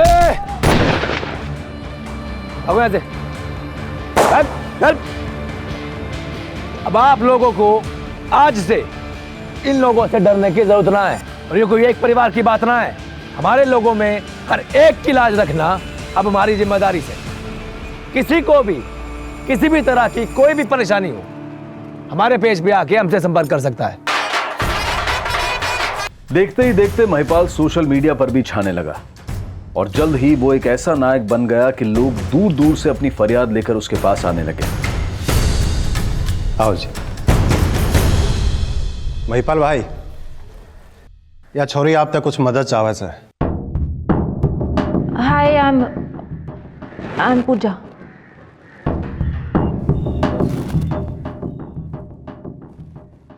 बैठो जी। अब अजी क्या बात होगी जी? कोई लड़का छेड़छाड़ कर रहा है क्या आपके साथ कॉलेज में? ना, ऐसी कोई बात ना sir. Actually I am BTech और मैंने ना अपनी सॉफ्टवेयर की कंपनी बनाई थी और उस कंपनी को बनाने के लिए मैंने कुछ लोगों से इंटरेस्ट पे पैसा लिया था जी? मतलब ब्याज पे ना पैसा लिया था उनसे मैंने, लेकिन वो कंपनी डूब गई। लेकिन पैसा लेने वाले मेरी जान खा रहे हैं। उन्होंने मेरे साथ उन्होंने मुझे किडनैप करने की भी कोशिश की। मैं सच्ची बोलूं, मेरा तो घर जाना भी मुश्किल हो रहा है। Please please help me. भाई ने खाना मस्त बनाया सर। हाँ हो गया ना काम? अच्छा हाँ चल ठीक है हाँ ठीक है। लो जी 2 घंटे में काम हो गया तेरा, खत्म दोनों के दोनों। क्या कह रहे हो आप लोग? आपने मरवा दिया उन लोगों को? तो और क्या करता जी? लेकिन मैं तो ना फंसूंगी ना इस चक्कर में। तू क्यों फंसेगी? और देख सीधी सी बात है, हड्डी पसली तोड़ता ना तो दोबारा किसी अबला पे हाथ उठाता है ये लोग। थैंक यू महिपाल जी, आपने मेरे लिए थैंक यू की जरूरत ना है। देख बदले में तुझे भी मेरा एक काम करना पड़ेगा। क्या काम करना होगा? बात दरअसल यो है कि हमारी अंग्रेजी जो है ना काफ़ी टूटी फूटी सी है जी। आप तो कैसे फराटेदार अंग्रेजी बोले हैं, अपन ने भी अंग्रेजी सिखा देंगे। अंग्रेजी सीखनी है आपको? हाँ जी ठीक है, मैं सिखा दूंगी। आसान है, मुश्किल है। Very good.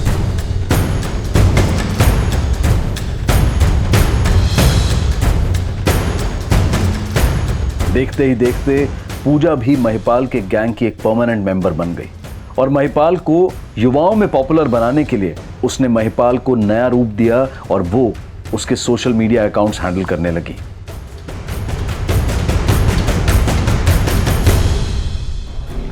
महिपाल ने अपनी जाति की गरीब 108 लड़कियों की शादी करवाई, 5-5 तोला सोना दिया। उसकी जाति के लोग ही नहीं, दूसरी जाति के लोग भी उसे अपना मसीहा मानने लगे हैं।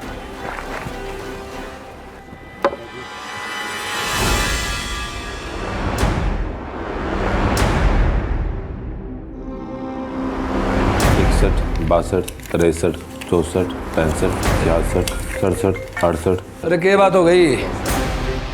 पैसे क्यों गिरने लग रहे हो भाई? जेठा से जितने मांगे होंगे उससे ज्यादा ही ला के दिया होगा। क्यों जेठा? मुझे माफ़ कर दो भाई, मुझे माफ़ कर दो। नरेश बलियान के कहने पे मैंने पुलिस को आपके बारे में सब कुछ बता दिया भाई। पुलिस किसी भी समय यहाँ पहुँच सकती है भाई, मुझे माफ़ कर दो। अरे क्यों जेठा? महिपाल को एक्सटॉर्शन, किडनैपिंग और लूटपाट के अपराध में उसके साथी बिरांची और मोहित के साथ 7 साल की सजा दी गई, लेकिन वो अब भी जेल में बैठकर अपना गैंग चला रहा था और अब उसे ऑपरेट कर रहे थे पूजा और सज्जन। लेकिन महिपाल को अंदाजा भी नहीं था कि जेल में उसकी हत्या की साजिश रची जा चुकी थी।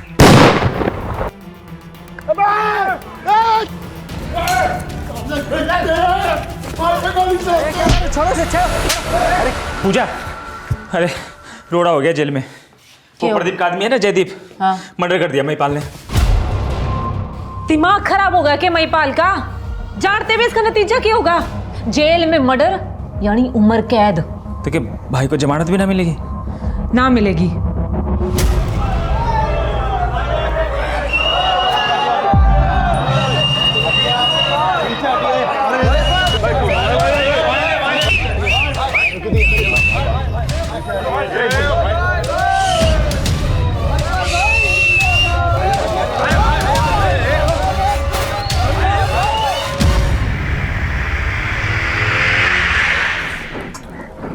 अच्छा लड्डू खा ले। वैसे भी तुम्हारी जात का ही दिखे है कि ना? राम सिंह, खा ले लड्डू ले। अरे नाना डर क्यों रहा है? ऐसा लग रहा है कि लड्डू ना दे रहा है कि 47 की गोली दे रहा था ने। लड्डू है, खा ले। क्यों डर रहा है इतना? खा ले ले भाई ले।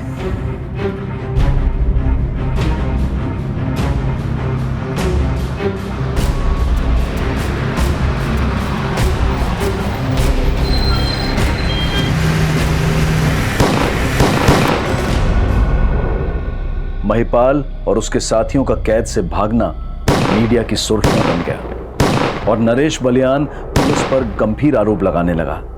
देखिए, ये सब पुलिस की साजिश है। पुलिस की मिली भगत की वजह से ही वो खतरनाक अपराधी भाग पाए। ये सब बातें बिल्कुल बेबुनियाद है। महिपाल ने अपने पूरे गैंग के साथ मिलकर पुलिस वैन पर हमला किया। हमारे 3 पुलिसकर्मी मारे गए और 4 घायल हुए। लेकिन हम अपराधियों को जल्द से जल्द पकड़ लेंगे और हमने इन अपराधियों को पकड़ने के लिए स्पेशल टास्क फोर्स की घोषणा भी की है। इस स्पेशल टास्क फोर्स की अगुवाई एसीपी रणबीर सिंह को सौंपी गई थी और अपने सोर्सेज की कई इंफॉर्मेशन के आधार पर इस टीम ने महिपाल और उसके साथियों को ढूंढने के लिए हरियाणा के पानीपत, सोनीपत, करनाल, जींद, भिवानी में कई ऑपरेशंस चलाए। महिपाल के गैंग के कई लोगों को गिरफ्तार भी किया गया, लेकिन ना वो महिपाल, बिरांची और मोहित बटवाल का पता लगा पाई और सज्जन और पूजा भी अंडरग्राउंड हो गए। पर जल्द ही उन्हें एक अहम सूचना मिली। सर एक इन्फॉर्मेशन मिली है, महिपाल अपने घर वालों से मिलने घर जाने वाला है। ये इन्फॉर्मेशन पहले भी बहुत बार मिल चुकी है, लेकिन जब से वो जेल से फरार हुआ है कभी अपने घर नहीं पहुंचा। लेकिन सर वो इस बार अपने घर जरूर जाएगा, उसकी शादी की सालगिरह है।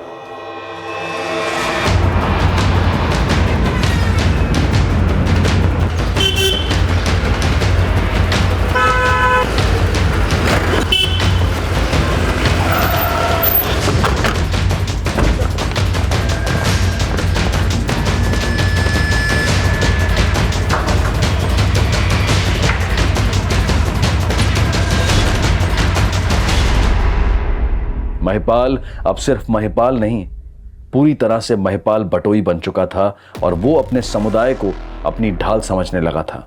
उसके लोगों ने उसे इतना बेखौफ कर दिया था कि वो फरार होने के बावजूद सोशल मीडिया पर एक्टिव था। सर, जिस आईपी एड्रेस से ये वीडियो अपलोड हुआ है वो सिरसा का है। सिरसा पुलिस को इन्फॉर्म कर दिया मैंने। कोई फायदा नहीं है, ये सिरसा से भाग गया होगा। इस पूजा और सज्जन के बारे में पता लगाओ, यही हमें महिपाल तक पहुंचाएंगे। Okay sir. सर, एक इंफॉर्मेशन मिली है। महिपाल और उसके साथियों ने बहादुरगढ़ के एक एजेंट से अलग नामों से अपने पासपोर्ट बनवाए थे। इस जानकारी के बाद ये न्यूज चर्चा बन गई कि महिपाल अब सिर्फ हरियाणा स्टेट का ही नहीं, बल्कि अंडरवर्ल्ड का डॉन बनकर अपने गैर कानूनी धंधे बाहर से ऑपरेट करेगा। और यह भी सामने आया कि महिपाल को अंडरवर्ल्ड डॉन बनने का सपना दिखाने वाली पूजा ही थी। कई महीनों तक हरियाणा पुलिस इस असमंजस में थी कि शायद महिपाल गैर कानूनी तरीके से इंडिया छोड़ चुका हो, लेकिन महिपाल हरियाणा में ही था। वो इस क्षेत्र को अब भी अपनी ढाल समझता था, लेकिन पुलिस को इस बार महिपाल के ठिकाने की पक्की जानकारी मिली थी। हरियाणा का भाई। सर ये वीडियो भिवानी में बनाया गया और वहीं से अपलोड किया गया। सर भिवानी से एक इन्फॉर्मेशन मिली है, महिपाल और उसके आदमी भिवानी से खेड़ा गए थे। खेड़ा? उधर जेठा का फार्म हाउस है जिसने उसे गिरफ्तार करवाया था, वहीं पर होंगे ये। लेकिन सर पूजा तो भिवानी के एक होटल में है। हेलो सर, महिपाल की एक इन्फॉर्मेशन मिली है, वो खेड़ा में जेठा के फार्म हाउस में हो सकता है और पूजा भिवानी के एक होटल में है। अगर पूजा को उठाया तो महिपाल अलर्ट हो जाएगा। पूजा पर नजर रखो और अपनी पूरी टीम को मेरे ऑफिस बुलाओ, मैं पहुंच रहा हूं। महिपाल, तुम्हें चारों तरफ से घेर लिया गया है। अपनी सलामती चाहता है तो अपने दोस्तों के साथ सरेंडर कर दे। इब सरेंडर ना होगा, एनकाउंटर करेगा ये महिपाल तुम सबका। जब तुम्हें पता था वो खेड़ा में छिपा हुआ है तो तुम्हें फोर्स लेके जाना चाहिए था ना। सर हमें टिप ऑफ मिला था कि वो यहाँ छुपा हो सकता है, but we wanted to confirm that. Sir please, time नहीं है, जितना जल्दी हो सके फोर्स भेजिए। ठीक है, मैं आधे घंटे में बैकअप फोर्स भेज रहा हूँ। लाइए रे, लग रहा है ऐसे 7-8 से ज्यादा लोग ना आए। तो एक काम कर, बाहर जा, सबके बोल के आ जा। सोच के है, जल्दी जा। अच्छा ठीक है, तू फोन रख। हाँ करती हूँ।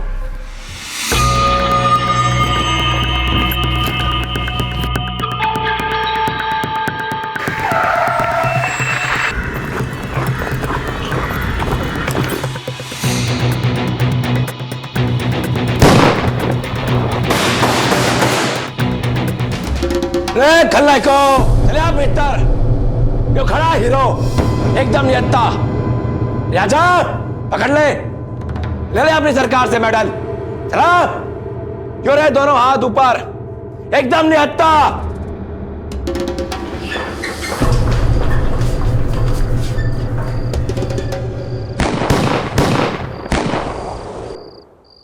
महिपाल का अंत अपराध के दौर का अंत कहा गया, लेकिन क्या उस मानसिकता का अंत हो पाया जो भेदभाव और बंटवारे की चिंगारी बनकर किसी को भी बरगला सकती है, हथियार उठवा सकती है? हमारे युवा जब पुलिस और सेना के लिए हथियार उठाते हैं तो वो देश का गौरव बन जाते हैं, लेकिन हमारे बीच ऐसे युवा भी हैं जो बहकावे में आकर हथियार उठाते हैं और देश का दाग बन जाते हैं। अब मैं अनूप सोनी आपसे विदा लेता हूं। फिर मुलाकात होगी अगले एपिसोड में एक और चौंका देने वाले केस के साथ। तब तक अपना और अपने परिवार का ख्याल रखें और देखते रहें क्राइम पेट्रोल डायल 100। सबक एक को सीख हम सबको। जय हिंद। इस तरह के और भी एपिसोड देखने के लिए हमारे चैनल को सब्सक्राइब करें और बेल आइकन दबाना ना भूलें।